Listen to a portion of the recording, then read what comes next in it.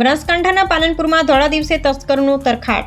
Palanpur highway વિસ્તારમાં ચોરોએ જાણે પોલીસને ખુલ્લી ચેલેન્જ આપી હોય તેવી સનસનાટી ભર્યા ચોરીની ઘટના સામે આવી છે। દર્શક મિત્રો, કાયદો અને વ્યવસ્થાના ધજાગરા ઉડાવતો આ કિસ્સો એટલા માટે ગંભીર છે કારણ કે આ ચોરી કોઈ સુમસામ વિસ્તારમાં નહીં પરંતુ ખુદ નાયબ કલેક્ટરના નિવાસસ્થાનથી બિલકુલ બાજુના મકાનમાં થઈ છે। ચોરોને નથી રહ્યો કોઈનો ડર। ધોળા દિવસે રહેણાંક મકાનને બનાવી નિશાન, ગણતરીની મિનિટોમાં ખેલ ખતમ। તસ્કરો એટલા તો સાતીર હતા કે ગણતરીની મિનિટોમાં જ તેઓએ ઘરમાં ઘૂસી હાથફેરો કરી લીધો। લાખોની મત્તાની ચોરી, ઘરમાંથી માત્ર 4500 રૂપિયા રોકડા જ નહીં પરંતુ લાખો રૂપિયાની કિંમતના ચાંદીના વાસણોની ચોરી કરીને આ ગઠિયાઓ પલાયન થઈ ગયા છે।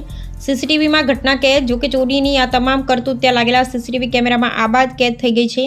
સ્ક્રીન પર તમે જોઈ શકો છો કે કેવી રીતે આ શખ્સો બેખોફ બની ચોરીને અંજામ આપી રહ્યા છે।